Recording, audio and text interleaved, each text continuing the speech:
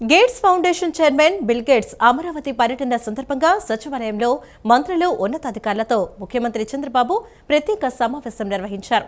ఆంధ్రప్రదేశ్ ప్రభుత్వం gates foundation మధ్య వ్యూహాత్మక భాగస్వామ్యంతో రాష్ట్రాభివృద్ధికి కొత్త దిశ ఏర్పడుతుందని చంద్రబాబు ఆకాంక్షించారు. బిల్ గేట్స్తో తన అనుబంధాన్ని సీఎం చంద్రబాబు గుర్తు చేసుకున్నారు. Gates Foundation chairman Bill gates Amaravati పర్యటన సందర్భంగా సచివాలయంలో మంత్రులు ఉన్నతాధికారులతో ముఖ్యమంత్రి చంద్రబాబు ప్రత్యేక సమావేశం నిర్వహించారు. ఆంధ్రప్రదేశ్ ప్రభుత్వం గేట్స్ ఫౌండేషన్ మధ్య వ్యూహాత్మక భాగస్వామ్యంతో రాష్ట్ర అభివృద్ధికి కొత్త దిశ ఏర్పడుతుందని చంద్రబాబు ఆకాంక్షించారు. బిల్ గేట్స్తో తన అనుబంధాన్ని సమావేశంలో ముఖ్యమంత్రి గుర్తు చేసుకున్నారు. 1997లో మొదటిసారి బిల్ గేట్స్ను కలిసిన సంగతి, హైదరాబాద్లో మైక్రోసాఫ్ట్ ఏర్పాటు జరిగిన విధానాన్ని గేట్స్ సమక్షంలో గుర్తు చేశారు. రాష్ట్ర విభజన అనంతరం ఆంధ్రప్రదేశ్ అభివృద్ధి కోసం చేస్తున్న ప్రయత్నాలను వివరించారు. ఏపీలోని వివిధ ప్రాజెక్టులకు గేట్స్ ఫౌండేషన్ అందిస్తున్న సహకారంపై సీఎం సంతోషం వ్యక్తం చేశారు. వైద్య రంగంలో తెచ్చిన మార్పులు, సాధించిన ఫలితాలపైన ప్రజెంటేషన్ ద్వారా వివరించారు. బిల్ గేట్స్ అమరావతి పర్యటన చారిత్రాత్మకమన్న సీఎం, ఆంధ్రప్రదేశ్ అభివృద్ధికి ఈ పర్యటన దోహదం చేస్తుందని అన్నారు. నాడు మైక్రోసాఫ్ట్ రాకతో ఐటీ రంగంలో హైదరాబాద్ మేటిగా నిలబడిందని తెలిపారు. ఏపీలో అన్ని వనరులు ఉన్నాయి, ఇప్పుడు సంపద సృష్టి జరగాల్సి ఉందని తెలియజేశారు. బిల్ గేట్స్ సహకారంతో వివిధ రంగాల్లో మెరుగైన ఫలితాలు సాధిస్తామని వెల్లడించారు. 10 సూత్రాలతో స్వర్ణాంధ్ర సాధనకు కృషి చేస్తున్నామని చెప్పారు. స్పీడ్ ఆఫ్ డెలివరింగ్ గవర్నెన్స్ అనేది ఏపీ ప్రభుత్వ విధానమన్న సీఎం, ఇందుకు సాంకేతికతను విస్తృతంగా వినియోగిస్తున్నామని తెలిపారు. Amaravati design and foundry quantum వ్యాలీగా ఆవిష్కృతం అవుతుందన్నారు. డేటా ఏఐ సిటీగా విశాఖ, గ్రీన్ హైడ్రోజన్ వ్యాలీగా కాకినాడ, డ్రోన్ సిటీగా ఓర్వకలను తీర్చిదిద్దుతున్నట్లు ముఖ్యమంత్రి చంద్రబాబు తెలియజేశారు. ఆంధ్రప్రదేశ్ రాజధాని అమరావతిలో Gates Foundation chairman Bill Gates పర్యటన రాష్ట్రానికి ప్రాముఖ్యతను తెచ్చిపెట్టిందని డిప్యూటీ సీఎం పవన్ కళ్యాణ్ తెలిపారు. ఈ మేరకు పవన్ కళ్యాణ్ సామాజిక మాధ్యమం ట్విట్టర్లో ట్వీట్ పెట్టారు. అమరావతి పర్యటనలో భాగంగా బిల్ గేట్స్ కు ముఖ్యమంత్రి నారా చంద్రబాబు నాయుడుతో కలిసి ఆత్మీయ స్వాగతం పలకటం ఆనందంగా ఉందని తెలిపారు. ముఖ్యమంత్రి చంద్రబాబు నాయుడుతో కలిసి బిల్ గేట్స్ కు ఆత్మీయ స్వాగతం పలకటం గర్వకారణమని పేర్కొన్నారు.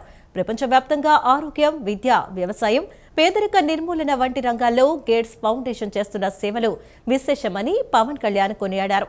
ఆంధ్రప్రదేశ్ ప్రభుత్వంతో గేట్స్ ఫౌండేషన్ భాగస్వామ్యానికి చూపుతున్న నిబద్ధతను పవన్ కళ్యాణ్ ప్రత్యేకంగా అభినందించారు. రాష్ట్ర అభివృద్ధిలో ఈ భాగస్వామ్యం కీలక పాత్ర పోషించబోతుందని పేర్కొన్నారు. విద్యారంగంలో గేట్స్ ఫౌండేషన్ భాగస్వామ్యం విద్యార్థులకు ఆధునిక విద్యను అందించడంలో సహాయపడుతుందని పవన్ కళ్యాణ్ అభిప్రాయపడ్డారు. Gates Foundation chairman Bill Gates ముఖ్యమంత్రి చంద్రబాబుతో కలిసి సచివాలయంలో ఆర్టీజీఎస్ కేంద్రాన్ని సందర్శించారు. ఆర్టీజీఎస్ కేంద్రం నుంచి పాలనలో టెక్నాలజీ వినియోగాన్ని పరిశీలించారు. రియల్ టైమ్ గవర్నెన్స్ ద్వారా పౌర సేవల్ని వేగంగా అందిస్తున్న తీరు, ఫలితాలను గేట్స్ కు ముఖ్యమంత్రి చంద్రబాబు వివరించారు. ఏఐ వినియోగంతో ప్రజారోగ్య సేవలను మరింత మెరుగుపరిచేలా చేస్తున్న కృషిని తెలుసుకుని గ్రేట్ అంటూ బిల్ గేట్స్ కితాబిచ్చారు. Gates Foundation chairman Bill Gates ముఖ్యమంత్రి చంద్రబాబుతో కలిసి సచివాలయంలో ఆర్టీజీఎస్ కేంద్రాన్ని సందర్శించారు. ఆర్టీజీఎస్ కేంద్రం నుంచి పాలనలో టెక్నాలజీ వినియోగాన్ని పరిశీలించారు. రియల్ టైమ్ గవర్నెన్స్ ద్వారా పౌర సేవల్ని వేగంగా అందిస్తున్న తీరు, ఫలితాలను గేట్స్కు ముఖ్యమంత్రి చంద్రబాబు వివరించారు. Data lake, aware 2.0, WhatsApp governance, Sanjeevani project, రాజధాని అమరావతి ప్రాజెక్టుల గురించి బిల్ గేట్స్ తెలుసుకున్నారు. ఆర్టీజీఎస్లోని డిస్ప్లే వాల్స్పై ప్రజెంటేషన్లను పరిశీలించారు. డేటా లేక్ ద్వారా అన్ని ప్రభుత్వ శాఖలను అనుసంధానించామని సీఎం వివరించారు. డేటా లేక్, వాట్సాప్ గవర్నెన్స్ ద్వారా పౌర సేవల్ని సులభతరం చేయడం బాగుందని తెలిపారు. అవేర్ 2.0 ద్వారా రియల్ టైంలో సమాచారాన్ని సేకరించి వేగంగా నిర్ణయాలు తీసుకుంటున్నట్లు గేట్స్కు సీఎం వివరించారు. ప్రభుత్వం అమలు చేస్తున్న పథకాలు, పాలసీల అమలుపై ప్రజాభిప్రాయం సేకరిస్తున్న తీరును గేట్స్ పరిశీలించారు. కీ పర్ఫార్మెన్స్ ఇండికేటర్స్ ద్వారా జీఎస్టీపీ పెరుగుదలను ఎప్పటికప్పుడు అంచనా వేస్తున్నట్లు ముఖ్యమంత్రి చంద్రబాబు తెలిపారు. ప్రాపర్టీ రికార్డుల భద్రతకు ఎలాంటి జాగ్రత్తలు తీసుకుంటున్నారని బిల్ గేట్స్ ప్రశ్నించగా, బ్లాక్ చైన్ టెక్నాలజీతో ల్యాండ్ రికార్డులు భద్రపరుస్తున్నామని, అలాగే భూ రికార్డులపై క్యూఆర్ కోడ్ వంటి విధానాలతో పారదర్శకంగా ఉండేలా చర్యలు తీసుకున్నామని అధికారులు తెలిపారు. ట్యాక్స్ కలెక్షన్ ప్రక్రియ అద్భుతంగా ఉందన్న గేట్స్, జీఎస్టీ విధానంతో దేశంలో పన్నుల వసూలు కూడా గణనీయంగా పెరిగిందని సీఎం చంద్రబాబు తెలిపారు. తమ గేట్స్ ఫౌండేషన్ సహకారంతో చిత్తూరు జిల్లాలో నడుస్తున్న సంజీవని ప్రాజెక్టు అమలును బిల్ గేట్స్ అడిగి తెలుసుకున్నారు. కుప్పంలో అమలు చేసిన సంజీవని ప్రాజెక్ట్ చాలా చక్కగా ఉందని అభిప్రాయం వ్యక్తం చేస్తూ దట్స్ నైస్ అంటూ బిల్ గేట్స్ వ్యాఖ్యానించారు. ప్రజా రాజధాని అమరావతి నిర్మాణ వివరాలను అడిగి తెలుసుకున్నారు. రాజధానిలో 30% గ్రీన్ అండ్ బ్లూ ప్రణాళిక బాగుందంటూ బిల్ గేట్స్ కితాబునిచ్చారు.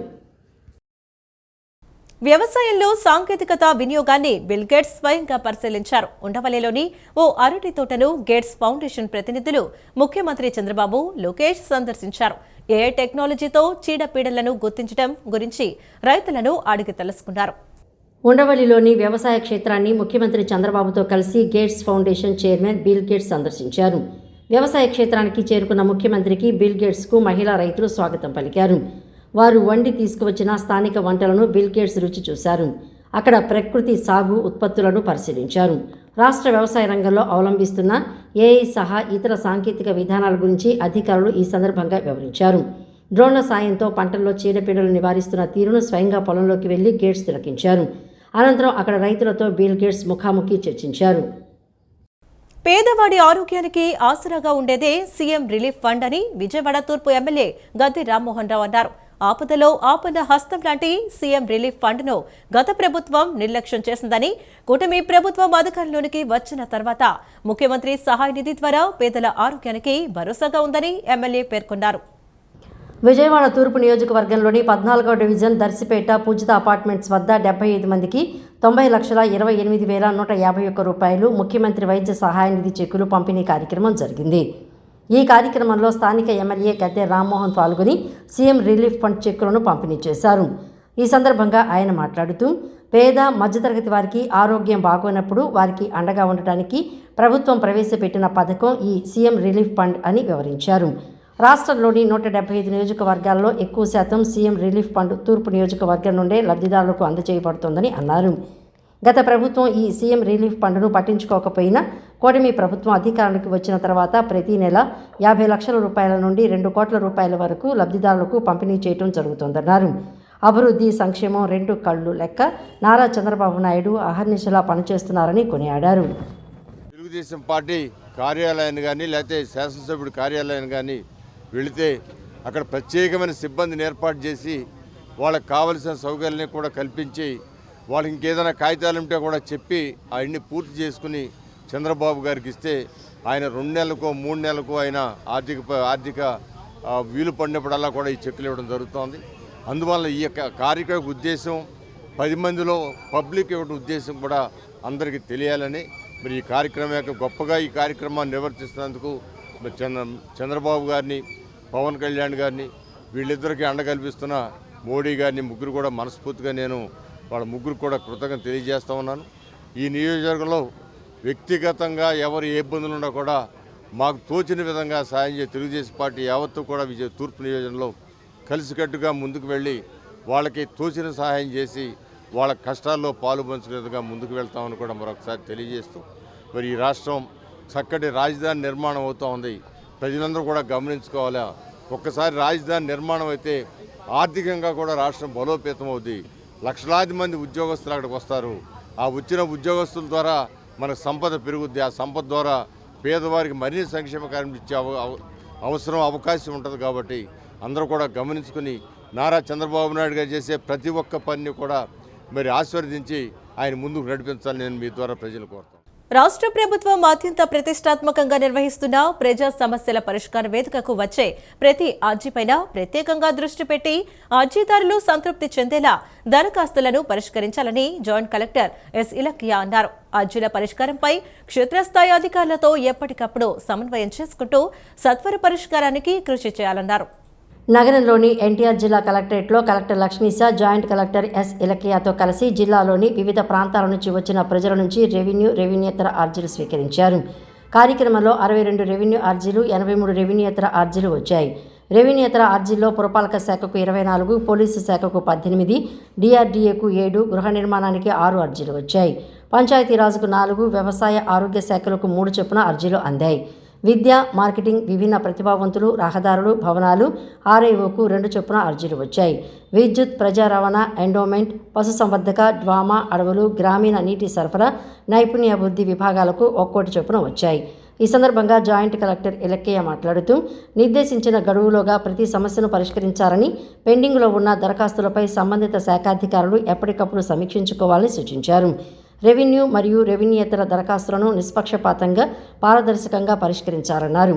అర్జీల పరిష్కారంపై క్షేత్రస్థాయి అధికారులతో ఎప్పటికప్పుడు సమన్వయం చేసుకుంటూ సత్వర పరిష్కారానికి కృషి చేయాలన్నారు. జిల్లాలో రెవెన్యూ క్లినిక్ కండక్ట్ చేస్తున్నాము. ప్రతి మండే కూడా పీజీఆర్ఎస్ కూడా ఉంటుంది. దాంతోపాటు రెవెన్యూ క్లినిక్ కూడా కండక్ట్ చేయడం జరుగుతుంది. ప్రతి ఒక్క ఎంఆర్ఓ, మండల్ సర్వేయర్, ఇంకా ఆర్డీఓస్ అందరూ కూడా కలెక్టరేట్కి రావడం జరుగుతుంది. అండ్ ఇక్కడ మనకి మండల్స్ నుంచి, గ్రామం నుంచి ప్రజలు వచ్చి వాళ్ళు ఉన్న గ్రీవియన్సెస్ మనకి ఇస్తున్నారు. సో దీంట్లో రకరకాల గ్రీవియన్సెస్ వస్తున్నాయి. ఆర్ఓఆర్ సంబంధించి ఎక్కువ వస్తున్నాయి. ఇంకా 22A రిమూవల్ గురించి, ల్యాండ్ ఎన్క్రోచ్మెంట్, ఇంకా వాళ్ళకి పాస్బుక్ కావాలి, ఇంకా రీసర్వేలో ల్యాండ్ ఎక్స్టెంట్ తగ్గిపోతే ఇలాంటి సమస్య, ఇంకా చాలా భూ సమస్య గురించి ఎక్కువ వస్తున్నారు. సో దీనికి అన్నిటికీ కూడా మేము డీటెయిల్డ్గా ఎంక్వైరీ చేసి అంతా వెరిఫై చేసిన తర్వాత యాక్షన్ తీసుకోవడం జరుగుతుంది. వాళ్ళకి ఇయరింగ్స్ కూడా పెడుతున్నాము, పార్టీస్ అందరినీ కూడా పిలిపిస్తున్నాము, ఇంకా రికార్డ్స్ కూడా మొత్తం వెరిఫై చేసి డిస్పోజ్ చేస్తున్నాము. కొన్ని అంటే ఈ రోజే ఏమేమి రిజాల్వ్ చేసుకోవచ్చో అది కూడా ఆన్ స్పాట్ కూడా రిజాల్వ్ కూడా చేయగలుగుతున్నాము. టెక్నికల్ ఇష్యూ ఉంటే అది ఈ రోజే సెట్ చేసేస్తున్నాము. ఇంకా చాలా వరకు సర్వీసెస్, వాళ్ళకి మ్యూటేషన్ అంటే మ్యూటేషన్ సర్వీస్ పెట్టడం, 22A నుంచి రిమూవల్ అంటే 22A రిమూవల్ పెట్టడం, పట్టదారు పాస్బుక్ కావాలంటే పాస్బుక్ కోసం అప్లై చేయించడం, వచ్చిన వాళ్ళకి ప్రతి ఒక్కరికి కూడా రిజిస్ట్రేషన్ కౌంటర్కి నుంచి ఇక్కడ తహసీల్దార్ వరకు, ఆర్డీఓ వరకు కూడా ఎలా రావాలి అన్నీ కూడా గైడ్ చేయడం జరుగుతుంది. క్వాలిటీ డిస్పోజల్ మీద మనకి గవర్నమెంట్ కూడా ఇన్స్ట్రక్షన్స్ ఇవ్వడం జరిగింది. సో ఎక్కువ మంచి క్వాలిటీతో డిస్పోజ్ చేయాలని ఉద్దేశంతో ఇది పెట్టడం జరిగింది. ఇప్పటివరకు మన జిల్లాలో ఆల్రెడీ ఒక 300 వరకు అప్లికేషన్స్ లాస్ట్ 1 మంత్గా జరుగుతుంది. 300 వరకు అప్లికేషన్స్ అనేది తీసుకోవడం జరిగింది. దాంట్లో 50 వరకు ఆల్రెడీ డిస్పోజ్ చేసాము. అది కూడా ఎలా డిస్పోజ్ చేస్తున్నారు అని కూడా రివ్యూ చేయడం జరుగుతుంది. నేను కానీ కలెక్టర్ సార్ కానీ రివ్యూ చేస్తున్నాము. సో మంచి క్వాలిటీతో డిస్పోజ్ చేయడానికి ప్రయత్నం చేస్తున్నాము.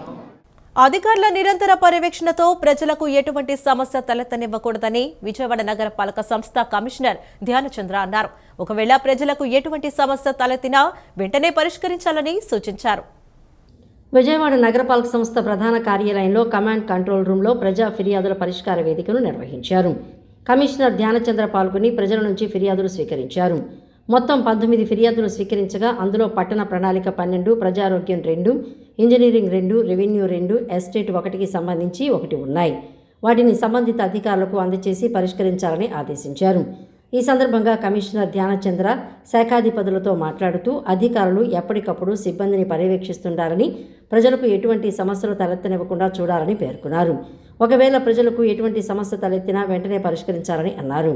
ఈ కార్యక్రమంలో అదనపు commissioner general A Ravindrarao, chief city planner Sanjay Ratnakumar, chief medical health officer doctor K Arjunrao, chief engineer incharge P Satyakumari, superintendent engineer Chandrasekhar, biologist V Kameswararao తదితరులు పాల్గొన్నారు.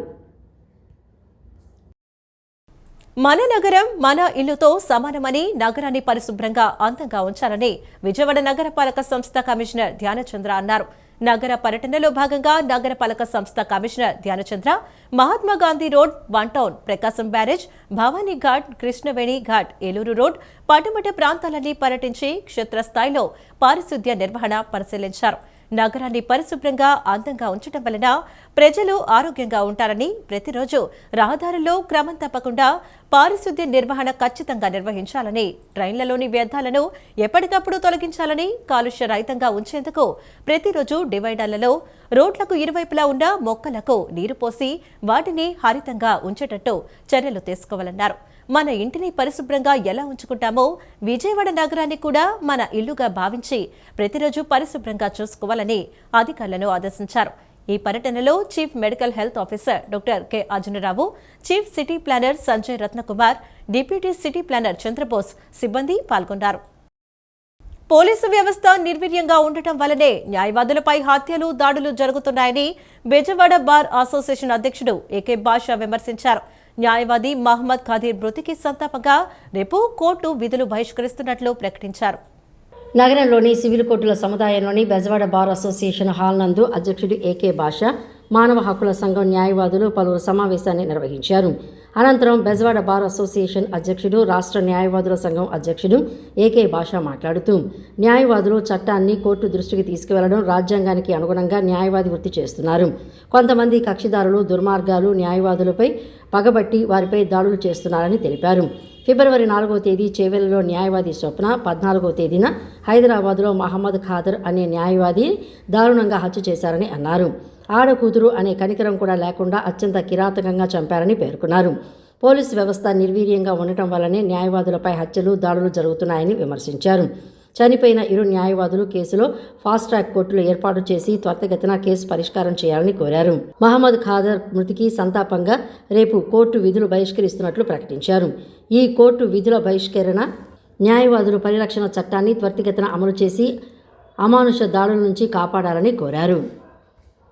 మానవ హక్కుల సంఘం, న్యాయవాదులు, అలాగే కొన్ని సంఘాల వాళ్ళతో మీటింగ్ పెట్టుకున్నాము. ఈ మీటింగ్లో తీర్మానం చేసింది ఏంటంటే, ఈ న్యాయవాదులు ఇద్దరికీ చనిపోయిన వారికి ఫాస్ట్ ట్రాక్ కోర్టు సపరేట్గా పెట్టి ఆ కేసులు విచారించాలని చెప్పి, అదేవిధంగా మొహమ్మద్ ఖదర్ గారికి సంతాపకంగా రేపు కోర్టు విధులు బహిష్కరించి మేమంతా కృష్ణా జిల్లా 16 బార్ అసోసియేషన్లు కూడా రేపు కోర్టు బహిష్కరించి వారి ఆత్మకు శాంతి కలగజేయాలని చెప్పి కూడా ఫ్యూచర్లో ఇలాంటి దౌర్జన్యాలు జరగకూడదని చెప్పి నిరసనగా రేపు బాయ్కాట్లు చేస్తున్నామండి. అదేవిధంగా అడ్వకేట్ ప్రొటెక్షన్ యాక్ట్ కూడా ప్రభుత్వము తొందరగా అమల్లోకి తీసుకొచ్చి న్యాయవాదుల్ని ఈ అమానుష దాడుల నుండి కాపాడవలసిందిగా పత్రికాముఖంగా మేము కోరుకుంటున్నాం. అదేవిధంగా ఇంకో తీర్మానం చేశాము. మా సీనియర్ న్యాయవాది, పౌర హక్కుల న్యాయవాది అయిన టి ఆంజనేయులు గారు ఆ తీర్మానం గురించి చెప్తారు. అక్కడ సీనియర్ న్యాయవాది క్రాంతి చైతన్య, సీనియర్ న్యాయవాది మరియు పౌర హక్కుల సంఘం బాధ్యుడైన క్రాంతి చైతన్యతో పాటు మరో 8 మంది మీద పోలీసులు దేశద్రోహ కేసు పెట్టారు. ఈ ఘటనకు సంబంధించి దాదాపు క్రాంతి చైతన్య 24 రోజులు జైల్లో ఉంటే హైకోర్టు వారి జోక్యంతో బయటకు వచ్చారు. ఈ విషయాన్ని కూడా మా బార్ అసోసియేషన్ ప్రెసిడెంట్ దృష్టికి తీసుకొస్తే ఆయన ఈరోజు ఈ సమావేశంలో దాన్ని చర్చించి ఈ ఘటనకు సంబంధించి కూడా బెజవాడ బార్ అసోసియేషన్ ఖండిస్తూ ఏదైతే పోలీసులు ఈ దేశద్రోహం కింద కేసు పెట్టారో ఆ కేసు మీద పునఃసమీక్షించి ఆ కేసును ఎత్తివేయాలని ప్రభుత్వాన్ని విజ్ఞప్తి చేస్తుందని బార్ అసోసియేషన్ తీర్మానించింది. ఈ సందర్భం మాట్లాడేది అంటే, హైదరాబాద్లోని న్యాయవాది స్వప్న, మహమ్మద్ ఖాదర్ హత్యపై మేము కోర్టు విధులు బహిష్కరిస్తున్నాం. ఈ కోర్టు విధుల బహిష్కరణ కార్యక్రమాన్ని జయప్రదం చేయవలసిందిగా కోరుతున్నాం న్యాయవాదుల్ని, తోటి న్యాయవాదులని అందరినీ. పడ్డమట ఎన్టీఆర్ సర్కిల్ సమీపంలోని శ్రీ గౌరీశంకర దేవస్థానంలో మహాశివరాత్రి ఉత్సవాల్లో భాగంగా నేడు అన్నదానం కార్యక్రమాన్ని నిర్వహించారు. ఆలయ ధర్మకర్త మాధుశివయ్య, ఎన్టీఆర్ జిల్లా బీసీ గౌడ సాధికారిక కన్వీనర్ మామర్తి కిషోర్ బాబు ఆహ్వానం మేరకు ఆంధ్రప్రదేశ్ రెవెన్యూ శాఖ మంత్రి వర్యులు అనగాని సత్యప్రసాద్ గౌడ్, కృష్ణా జిల్లా తెలుగుదేశం పార్టీ అధ్యక్షుడు, రాష్ట్ర Gowda welfare and development corporation chairman Veeranki Venkata Gurumurthy, రాష్ట్ర పార్టీ కార్యదర్శి చెన్నుపాటి గాంధీ, కర్ణాటి శరతులు ఈ కార్యక్రమంలో పాల్గొన్నారు. స్వామివారి దర్శనం చేసుకున్న అనంతరం అన్న వితరణ కార్యక్రమం ప్రారంభించారు.